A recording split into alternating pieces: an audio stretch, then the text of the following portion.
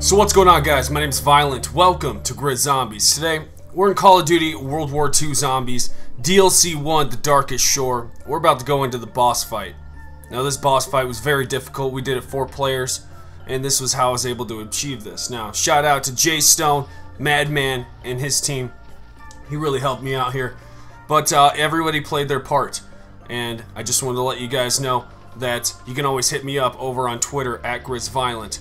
It's the best place to keep talking zombies after every single video. Now, this is a boss fight that I'm going to leave you with some serious gameplay for, and the reason being is because I want to showcase this on my channel. Absolutely, I'm proud of this gameplay. It's going to take you guys a significant amount of teamwork and communication to obtain this. Now, I have failed one other time. This is my second time into this boss fight, but we absolutely crushed it. Now, at the end of this gameplay, I'll have the Pummel achievement, which not a lot of people have gotten. They'll beat the Easter egg and they'll be done. But if you get 250 kills with your Pummel, I'm going to be showing you the tail end of that at the very end of this gameplay. And the achievement showing. You will be awarded a certain achievement, right? And it takes a lot of kills. If you run into a circle around it, it really helps. So this is a very important factor going into this boss fight. You're going to want everybody to get a Pummel. It will replace your Jack-in-the-Box. So if you do have a Jack-in-the-Box, make sure at that time you do note it's going to replace it. But you're going to want that. Everybody's going to want to get this Pummel grenade. That'll go down, and it's very useful and very powerful if you learn how to control it correctly. As for the weapon setup going into this Easter egg, what I'll absolutely recommend is pack-a-punching your 1911s so you can get dual Kimbo explosive damage, and everybody should be rocking that. That should just be a standard on this map for DLC 1. And best believe, another one that's pretty surprising, that's really good and OP on this map, is the SVT. Now, this can be found alongside the cliff. It's a wall buy, and you'll see me rocking that all over this gameplay. And that's because it's very, very good. But you'll be reloading a lot, so make sure you absolutely get your reload perk and keep it going, man. But it's very powerful, and it's going to keep you running through this whole boss fight. So I wanted to recommend that to you. Jack-in-the-Boxes are going to be useful up until the very end when you replace them with the Pummel. But Jack-in-the-Boxes are very good to get out of the box. If you got Mule Kick as one of the ability mods, you're not going to need any specific weapon. Actually, I use that as kind of a playful area, and you can get weird with it. I got the PPSH, for instance, on this gameplay, but I could have used anything. The other gameplay, I was using the Sten, rocking it and kicking it, you know, Winter Siege all day long. So let's go ahead and talk about your abilities, the ability setup. So when you're going to get started, what players should have what role, right? What I'm going to recommend to you, absolutely, is you're going to need at least 1 medic. Now, I was the only medic on this team, and this worked out perfectly fine. So you can have 2 medics, that's fine, but you're absolutely going to need 1 camouflage ability, okay? So make sure that's happening. You're going to need as well 1 containment zone, which is a shell shock. So somebody needs to rock that, especially with triple damage. You're going to be making babies on this map, straight up. That is definitely something you're going to want to be doing. So shell shock's very important, just as well as medic. Now those can both be anchormen to a free fire. We had 2 free fires going here, and these guys were rocking and rolling and making it happen. Now, you don't have to rock free fire. A lot of people would think that that's probably pretty dangerous, but I'm absolutely not going to recommend the remainder. So what I would say absolutely is shell shock. You can rock 2 shell shocks with triple damage and containment zone, or whatever that mod is called. It gives you a radius that's very, very powerful. Now in this area, we did rock the corner, right? The staircase, and it does lock you in this area, but if you 4-player it up right here, you see the red circle that we got going? It makes triple damage happen when we lay it on everybody, so this destroys. And if you're going 4-player, yeah, you can run into some problems, but if everybody's on point shooting that sucker, the MEUCHLER, man, he will go away really fast, and you can keep doing this over and over again, and it's going to work very successful. So I highly recommend this is the method that you use. Feel free to steal that. But this is awesome. This is the boss fight for DLC 1, and it's absolutely a great Easter egg. But that's all the replayability that I'm seeing, and it gets really fun when you're doing just the Easter egg. But if you're not doing it and just playing, you start to dread playing and loading up this map, to be honest with you. But that's just me coming from Infinite Warfare Zombies and Black Ops 3.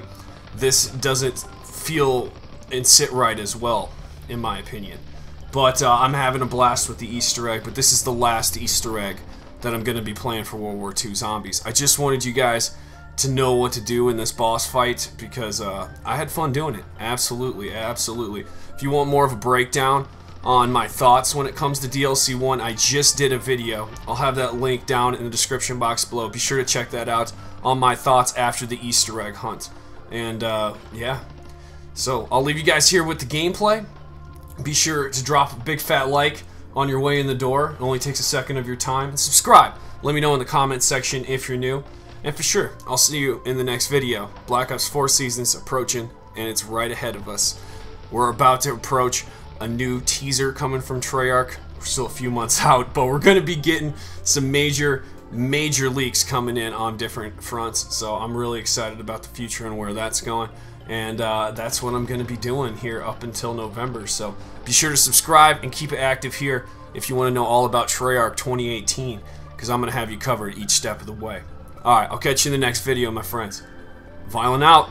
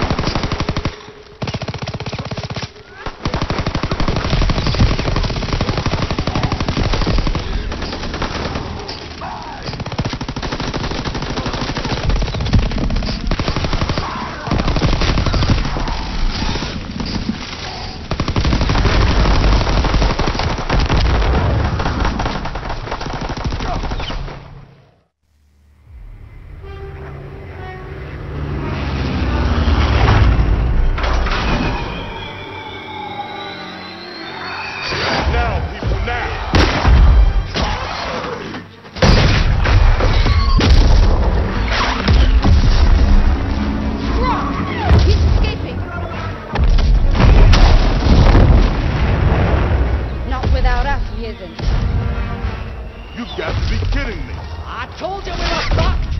Drosten told you!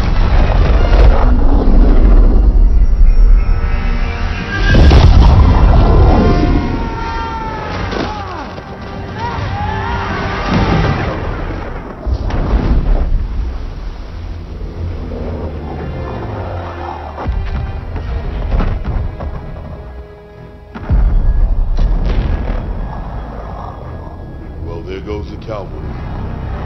Yeah, we've gone from bad to worse, mate.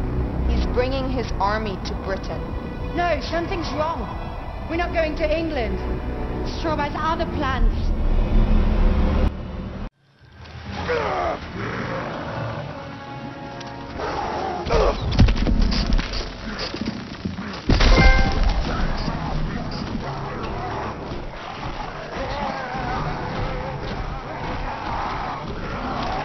So here's the segment where you got to get 250 kills with the pummel.